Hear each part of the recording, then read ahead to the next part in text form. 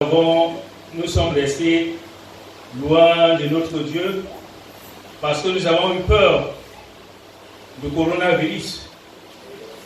Le confinement nous a mis hors de nos temples. Mais les choses semblent reprendre. C'est pourquoi nous sommes venus nous donner les conseils mutuellement pour que cette communauté chrétienne vive. Les deux textes que nous venons de lire parlent différemment de la communion fraternelle, de l'amour mutuel que les chrétiens doivent vivre. Bien-aimés en Christ, il s'agit d'une profonde interpellation pour tous les fidèles chrétiens de la paroisse Marie-Beaupère la Grâce de Gloire. À partir du 15e chapitre de Jean, il s'agit des derniers entretiens et discours de Jésus-Christ. Plus spécifiquement, le passage que nous avons lu.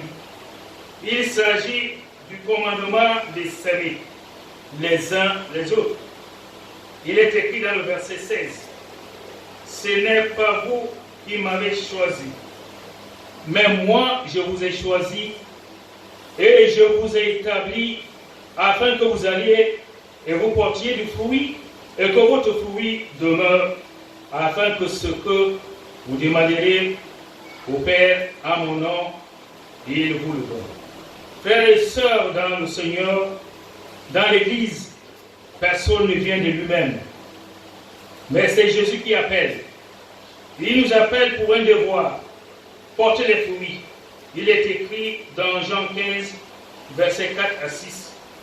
Demeurez en moi et je demeurerai en vous.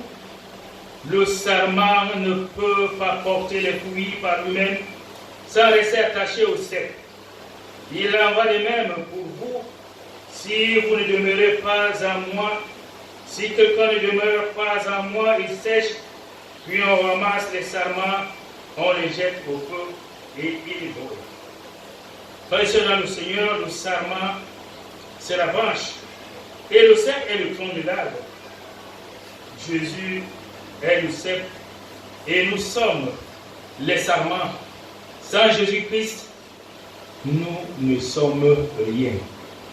Par Jésus, je pardonne ce qui me dit, je le crois, et je crois ce qui me donne la couronne avec la croix. Portez sur lui de honneur, tant que dure le combat, que l'on vive ou que l'on meure, comptez sur lui, tout est là, que l'on vive ou que l'on meure, comptez sur lui, tout est là. 1 Corinthiens 12, du verset 12 à 27, est le texte principal de notre méditation de ce jour. Il parlait de l'unité dans la diversité, l'amour dans la diversité. Ce texte nous explique pourquoi et comment nous sommes obligés de vivre dans la communion fraternelle. Malgré notre diversité tribale, ici il y a les Bassa, il y a les Bétis, il y a les Mbamouas, les Bamlékés, les Douala, et que sais-je encore. D'où le thème de notre méditation de ce jour. L'amour du prochain, clé du succès dans la marche chrétienne. Répétons. L'amour du prochain, clé du succès dans la marche chrétienne. Il s'agit ici de la recommandation de notre Seigneur Jésus-Christ, contenue dans Jean 15, verset 12. C'est ici mon commandement. Aimez-vous les uns les autres comme je vous ai aimé. Frères et sœurs de la paroisse Marie-Beaupère la Grâce, nous avons richesse au sein de notre communauté chrétienne que nous devons jalousement préserver et promouvoir de par la diversité de nos tribus.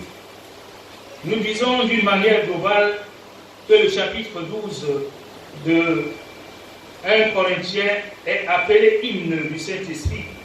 L'apôtre Paul exprime aux Corinthiens les différents dons du Saint-Esprit à travers les hommes au sein de l'Église. Mais à vrai dire, le fond du chapitre 12 est l'appel à l'unité. Une unité spirituelle et une unité d'action. Avant d'entrer dans le vif du sujet, regardons un peu la situation qui prévaut dans la ville de Corinthe. Cette ville, à cette époque, bénéficiait d'une position géographique stratégique. C'était une ville portuaire, comme c'est le cas ici à Douala. D'où un mélange de population et de cultures. Ainsi, la communauté chrétienne de Corinthe traversait une crise spirituelle à cause de ce mélange de cultures, d'où l'introduction de cette pernicieuse, des connaissances philosophico et mystiques, la croyance à d'autres divinités, j'en passe. Les bien-aimés dans le Seigneur, l'apôtre Paul écrit donc cette épître pour répondre à toutes ces préoccupations.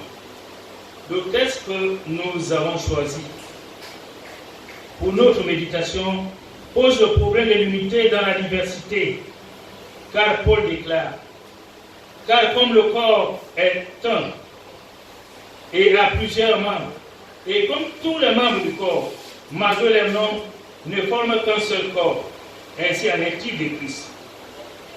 Nous avons tous en effet été baptisés dans un seul esprit, pour former un seul corps, soit juif, soit grec, soit esclave, soit libre, et nous avons tous été abreuvés d'un seul esprit. 1 Corinthiens 12, versets 12 à 13. C'est bien l'exemple de notre parole, la parole va nous faire la grâce. Paul soulève ici le problème de la diversité des membres qui forment un corps uni. Il voudrait montrer l'unité de l'Église, qui est le corps de Christ. Il emprunte l'image du corps humain qui est formé de plusieurs parties.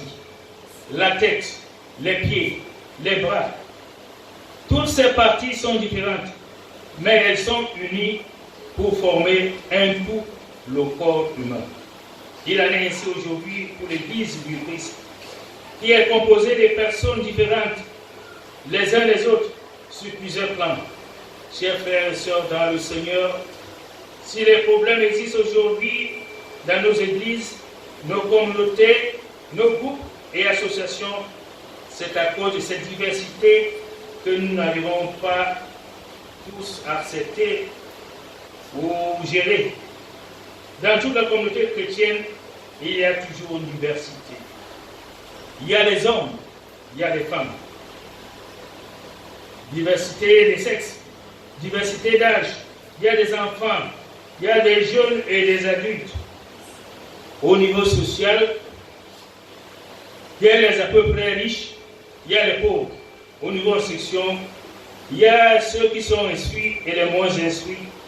Sur le plan linguistique, comme je disais tantôt, il y a les Bassa, les Bumba, les Béti, les Mbamois, les Bameke, et que sais-je encore.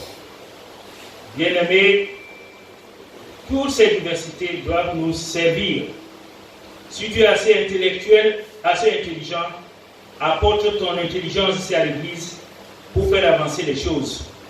Si tu as des moyens, au lieu de faire le gros dos dehors, viens mettre ces moyens ici pour le développement de notre paroisse. Mais nous avons vu, si ce n'est pas ici ailleurs, il y a certaines personnes, il y a certains fidèles qui veulent tout embrigader le pasteur et le conseil paroissial. Si vous ne faites pas leur volonté, ils claquent la porte. Ce n'est pas bien. Il y a certains fidèles également qui pensent que eux, ils sont laissés pour compte. Ils ne veulent rien donner. Mais c'est eux qui disent que nous sommes là-bas à Denver. Nous sommes ensemble. Quand on parle de contribution, ils ne donnent absolument rien. Ils sont là et montent, ils descendent.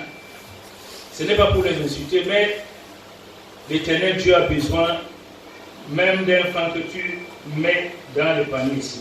Toutes ces différences sont naturelles et normales. Bien-aimés en Christ, l'apôtre Paul se joue nous les autres à former un seul corps. En d'autres termes, à chercher l'harmonie, la cohésion, l'entente, l'amour fraternel dans l'Église, malgré nos différences. Il ne faudrait pas que certains se sentent plus importants que d'autres, ou que d'autres se sentent frustrés pour des raisons purement humaines. Nous devons savoir que chaque chrétien a sa place dans l'Église de Christ. Le pied ne peut pas jouer le rôle de l'œil, ni la tête le rôle du bras. De plus, une personne ne peut pas tout seul constituer l'Église de Jésus-Christ, quelles que soient ses compétences. L'amour du prochain, clé du succès dans la marche chrétienne. Nous ne pouvons comprendre cette démarche de Paul que si nous avons de l'amour du prochain. C'est pourquoi il dit que l'un ne peut pas dire à la main, je n'ai pas besoin de toi, ni la tête aux pieds, je n'ai pas besoin de vous. Il y a une complémentarité entre toutes les parties pour former le corps. De même, il faut une complémentarité dans l'Église. Complémentarité des fondations, ce que j'ai parlé là tout à l'heure. Complémentarité des moyens. Complémentarité des idées. Bien-aimés dans le Seigneur, humainement parlant, il est difficile que les personnes de culture, de sexe, de région, voire des générations différentes s'accordent pour vivre ensemble. Même dans nos familles, vous n'avez qu'à voir les divorces.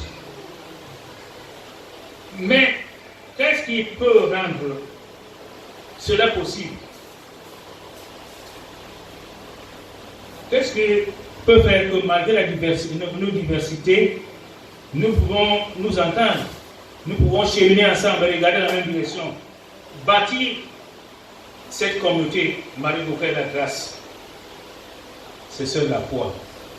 La foi, seule la foi peut sauver. Attends-tu donc pour te remettre à Jésus? Oh Dieu, Jésus, oui, la foi véritable, la foi en Jésus-Christ, qui nous recommande une vie d'obéissance à la parole de Dieu, et notre Seigneur nous recommande. Voici mon commandement. Aimez-vous les uns les autres comme je vous ai aimé. Jean 15, verset 12. Il s'agit d'un amour sincère, sans hypocrisie, sans distinction de tribus ou de catégories sociales.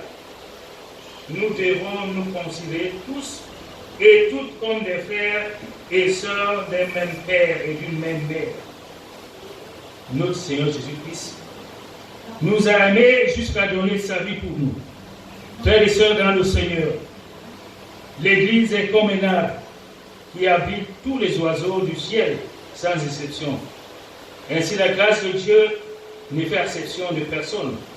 C'est pourquoi la parole de Dieu déclare: car Dieu a tant aimé le monde qu'il a donné son Fils unique, afin que quiconque croit en lui ne périsse point, mais qu'il ait la vie éternelle. Jean 3, verset 16. Bien-aimés dans le Seigneur, notre Seigneur a besoin de tous les hommes, de toutes les femmes, de tous les enfants jeunes, riches ou pauvres, de toutes les tribus sans distinction, pour former une Église vivante, forte et militante. Ici à Marie-Bouquet la grâce, unissons donc tous les efforts, afin que le nom de Christ soit loué et glorifié. Ici à Marie-Bouquet la grâce, je crois que la pandémie est en train de partir. Lèvons-nous comme un seul homme et bâtissons l'amour du prochain, clé du succès dans la marche chrétienne. Amen. Amen.